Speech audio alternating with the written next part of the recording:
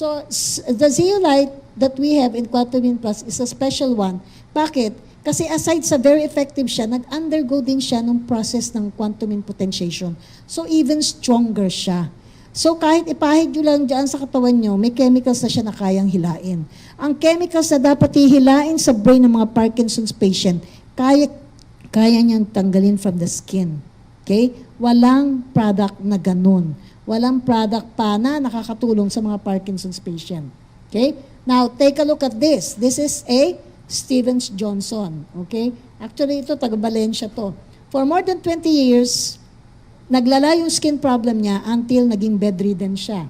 And then, ayan na yung buo niyang katawan, nagbabakbak. And actually, during the time na na-introduce sa kanya ang Quantum Plus, hindi na siya nakakalakad. The whole family was already waiting for her death.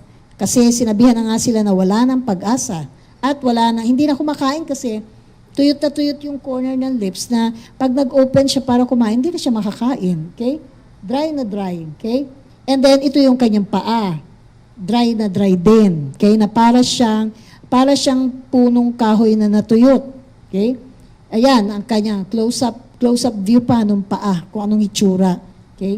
And then, nung binigyan siya, after 2 weeks, ito ang nangyari sa face. Nakita niyo yung difference? In 2 weeks' time, natanggal yung mga skin problems niya dyan sa face. Sa paa, di ba yan yung sa katawan niya? Tsaka yung, tingnan niyo yung, from this level, naging ganito after 2 weeks' time. Ang laki ng improvement, di ba? Napakalaki ng improvement. Tapos yung katawan niya, dati ganyan nagbabakbak, meron ka na makikita na somehow, almost normal na skin. Kailangan lang ng healing process. Okay? Now, after continuous use of 6 months, yan na siya. Diba? Nakita nyo? Parang hindi siya yung bedridden. Actually, nung pinuntahan ito for follow-up after 6 months, hinahanap nila, nasaan na po yung bedridden na maraming sugat sa katawan. Sabi niya, ako yun. Ako ito ngayon kasi nagwawalis na siya nung bakod nila. Okay? So many cases na ganito. You need to start helping people. Okay? Isa nga lang ang matulungan mo na ganito. Ano yan? Heaven points na yan, di ba? Heaven points na yan. Paano kung marami kang matutulungan na ganyan? There are so many people suffering from a lot of skin problems. Ako nga, yung aking eczema sa paa, 25 years yun na hindi gumaling. Puro din pahid-pahid lang, puro ointment, pero hindi siya natanggal. Lumala pa siya ng lumala. Okay? Ito, another. Ito, OFW sa Hong Kong. Anong trabaho? Pumunta siya doon na ang ganda-ganda ng kutis niya. After 1 year, may lumabas na konting skin lesion. Sabi nung kanyang Chinese na employer, umuwi ka na ng Pilipinas kasi mahahawa kami sa sakit mo. So, umalis. Pagbalik kasi Cotabato City siya, nagpagamot siya. So, maraming pinahid, maraming ininom. Lumala. Yung konting skin problem niya, after 5 years, buong katawan na affected. Okay? At yan ang kanyang balat. Okay? Actually, nung dinatan siya ng distributor ng Quantum Plus, she was naked at home. Bakit? Pag dumikit kasi yung underwear tsaka yung bra doon sa sugat, syempre masyadong masakit. Di ba? Kasi dumidikit. So, wala na siyang kasuot-suot nung dinatnan siya nung classmate niya nung high school ang nagdala ng Quantum Plus. So, yung unang application, can you see kung anong change? Nag-dry. Diba? Nag-dry ka agad. And then, yan, yung first day ng application niya, nag-dry ka agad. So, tinuloy-tuloy niya yun. Okay? Marami tayong domestic helpers na nasa Hong Kong. After 6 weeks, ang 6 na taon niyang pinagdusahan, 6 na linggo na wala ng Quantum Plus. Okay? Actually, it could have been earlier, kaya lang hindi niya na-send sa akin kaagad yung pictures nung tumawag siya sa akin na, Doktora, flawless na ako. And you know what? She's back in Hong Kong. Sabi ko, paano yung chemicals mo na naman? Kasi domestic helper ka na naman. Wala kang ibang gagawin dun eh. Puro chemicals naman panlinis ng bahay. Sabi niya, doktora, dahil may quantum in plus akong dala, kahit minsan wala nang lumabas na isang butlig. Diba? So how many domestic helpers do we have in Hong Kong? Million na rin sila dun. Pati sa ibang bansa. Diba? Sa tingin nyo, walang nagsasuffer ng mga skin problems, skin lesions? Marami. Okay? But we do have a growing number of distributors ngayon sa Hong Kong. Kasi medyo nakarating na. And the nice thing ito pa, itong bagong grupo ngayon sa Hong Kong na nag-grow, hindi naman sila pinuntahan sa Hong Kong. Nakita lang nila sa internet yung effects ng Quantum In Plus doon sa mga Facebook posting ng mga distributor. And now they're very, very strong. Okay, going strong. And baka this year din puntahan namin sila para i-guide na sila kung paano talaga gawin yung business. Even yung Africa ngayon, ang daming orders almost every 2-3 days. And that started only on Facebook. Ang upline hindi pumunta ng Africa. Pero she's earning a lot. At nasa top siya ng stockist dahil marami siya nag-i-stockist ngayon sa Africa. So even if you are just here in the Philippines, you can actually start your business. Okay? You make use of the social media. Hindi nyo kailangan pumunta sa ibang bansa. Ito yung ipopromote natin doon sa ating international business. This will be a home-based business. Hindi mo kailangan pumunta sa ibang countries para mag-start yung business mo. We are preparing everything such that kahit nakaupo ka lang sa bahay mo sa Pilipinas, kumikita ka ng dolyares dito sa Pilipinas. Okay? So, yun yung aming wino-workout ngayon. Okay? Now, energy saver. Mahirap din i-explain. Pero, gamitin nyo na lang kasi meron ng mga company sa Lipa na 1.2 million ang kanilang kuryente dati kasi factory. Nung ginamitan na maraming Quantum In Plus, lahat ng linya ng kuryente, bumagsak sila sa 700,000. So, can you imagine kung anong kalaking tipid yon? Sa bahay lang, pwede nyo nang gamitin. Makatipid ka lang ng 500 o 1,000 sa bahay, malaking bagay na, di ba? Okay? Pero marami na kasi ang... pero wag nyo naman gagawing negative kasi hindi ko alam. Hindi ko alam kung anong reason for the negative. May mga cases na ng mga distributor, like yung professor ko sa Ateneo, bumili ng isang bote, nadinig niya, dumating siya doon sa office, nadinig niya na pwede sa kuryente, inilagay niya. Binigay niya sa nanay niya, ilagay mo dyan sa yung isang cordon natin. Nung nakakuha na siya, nung nilagay na isang bote, nabawasan sila ng parang 300 pesos sa monthly bill. Parang yung 1,000 ng nanay niya, naging 700 na lang. So, nakaubo siya ng second bottle, pinagamit na naman niya, binigay na niya sa nanay, Nay, isama mo ulit para sa energy saver. Nabawasan na naman ng 300, bumagsak sila ng 300 pesos na lang kuryente. Yung pangatlong bote niya, na-consume niya, binigay na naman niya sa mother niya, in-attach na naman doon sa mga kordon. Alam niyo kung anong nangyari? Nag-zero. Tapos nung nag-zero, siyempre 3 buwan nag-zero, pumunta na yung Meralco. Anong problema niyo? Meron nga jumper or whatever, o sira ang metro. Tapos di pinalitan nga ng Meralco. Kasi nga, iniisip nila, sira ang metro kasi 3 buwan ng puro zero. So, nung pinalitan ng metro, what actually happened is, zero pa rin nung nagpalit ang bagong kontador ng Meralco. So, tumawag na siya sa akin. Kunento niya, Dok, may problema ako doon sa aking kuryente. Ano bang pwedeng gawin? Sabi ko, Ma'am, hindi ko alam kung paano i-explain kung paano kayo nagsisiro. Hindi ko alam kung bakit siya magsisiro. Pero ma'am, ano kaya yung 3 bote na ikinabit mo, bawasan mo ng isa. Baka sakali, merong lumabas na reading na. Binawasan nga niya, nagkaroon na silang 300 na reading na binabayaran ng kuryente.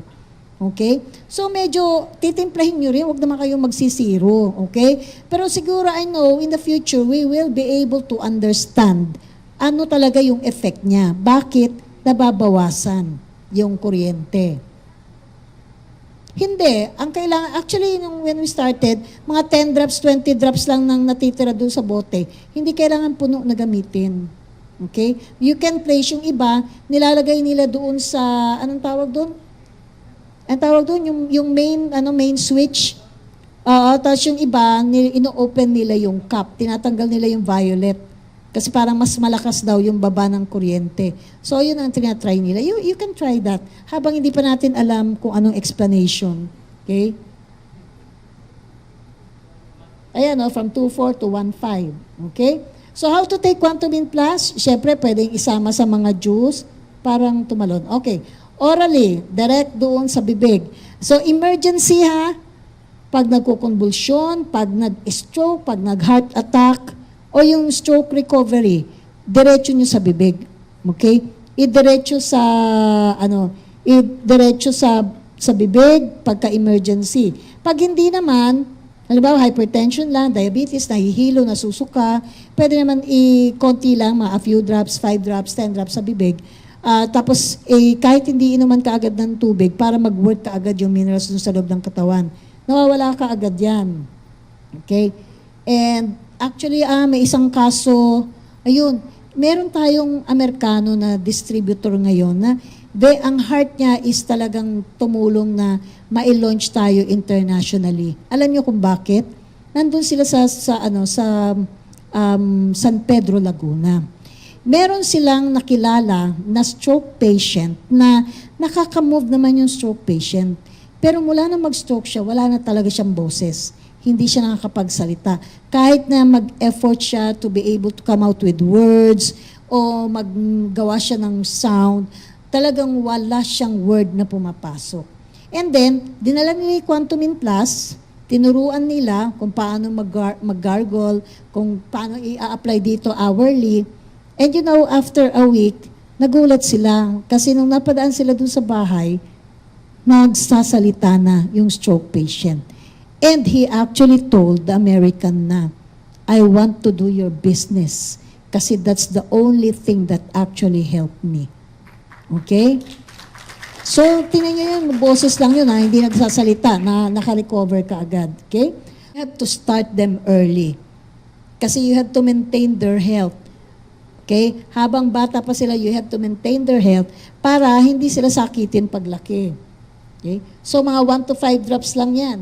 Doon sa kanang iniinom na pwedeng juice or gatas or even tubig kasi wala naman siyang lasa. Okay?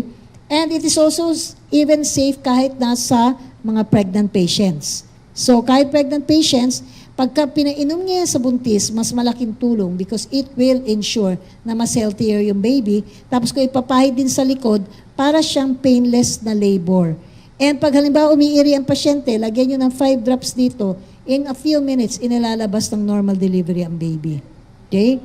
And kahit premature ang baby na lumabas, basta ang mother nagkwa-Quantumin Plus, kahit yan lumabas ng 7 months or 8 months, walang baby na premature na makailangan i-oxygen. Dahil with the help of Quantumin Plus, nagmamature yung lungs nila at a very early time. You have to start them early. Kasi you have to maintain their health. Okay? Habang bata pa sila, you have to maintain their health para hindi sila sakitin paglaki. Okay? So, mga 1 to 5 drops lang yan. Doon sa kanang iniinom na pwedeng juice or gatas or even tubig kasi wala naman siyang lasa. Okay? And it is also even safe kahit nasa mga pregnant patients. So, kahit pregnant patients, pagka pinainom niya sa buntis, mas malaking tulong because it will ensure na mas healthier yung baby. Tapos kung ipapahid din sa likod, para siyang painless na labor. And pag halimbawa umiiri ang pasyente, lagyan nyo ng 5 drops dito, in a few minutes, inilalabas ng normal delivery ang baby. Okay? And kahit premature ang baby na lumabas, basta ang mother nagkwa-Quantumin Plus, kahit yan lumabas ng 7 months or 8 months, walang baby na premature na makailangan i-oxygen. Dahil with the help of Quantumin Plus, nagmamature yung lungs nila at a very early time. Pero I believe ang Pinoy, mas masipag kapag nakakakuha ng tamang compensation. And I want to be able to help those na malalaki yung pangarap. Okay? Dahil alam ko, ito yung isang vehicle na ibinigay sa atin for us to be able to reach all our dreams. Okay? Now, yung ating launching ng ating international within this year, I'm pretty sure more lives will be changed. more people will have accomplishment ng kanilang mga dreams. Okay? And it will not just be for the Filipinos here in the Philippines, pero yung sangkaterba nating OFW na nasa ibang bansa, natutulong din sa ibang mga lahi para umayos din ang buhay nila at yung kanilang health. Okay? So, let's help each other dahil iba pa rin pagka magkasama yung buong family, di ba? Maraming OFWs na hindi na nila nabalikan ng tama yung kanilang pamilya or nandun pa yung mga bata, okay? And syempre, marami yung may dreams na kung ikaw lang ay magiging employee, hindi mo makukuha yung mga pangarap mo na sasakyan or mga pangarap mo na bahay. But nakita ko dito sa industry na to, if you do it honestly, you do it correctly, you try to relearn the principles of the business, malaki ang marami ang mga pangarap mo na pwedeng maisa katuparan. Okay? Sabi nga dito sa Proverbs, many are the plans in a man's heart, but it is the Lord's purpose that prevails. Pero, hindi rin sinasabi ni Lord na sumandal ka lang sa Kanya at huwag ka nang gumawa ng kahit na ano. You have to do something. And actually, when you do something like to reach your dreams and build your future, you need to stay honest. Okay? When we talk of honesty, hindi ka pwedeng puro bola ang ginagawa mo sa mga tao. When you talk of being a professional network marketer, that will separate you from yung mga, anong tawag doon? Yung mga network marketers ngayon na very unprofessional.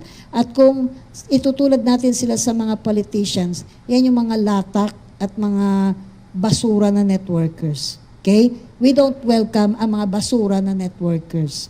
We need professional ones. And those people who really help each other or help people reach the dreams of those people are the ones who remain successful with us and with the company. And hanggang ngayon, na 8 years kami, nandyan sila. And you can actually see, malaki yung nagiging improvement nila sa buhay nila. Okay? So, with this, I would like you to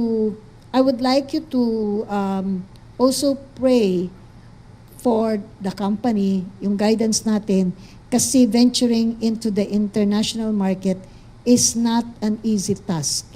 Ngayon pa lang nakikita na namin kung ano yung mga dapat nating i-prepare. And we want to be a different kind of marketing company sa ibang bansa. And we need to level up a lot of the things that we have right now. And alam ko, with God's guidance, with your prayers, this year, malolaunch natin yung ating international marketing. Okay? Thank you very, very much.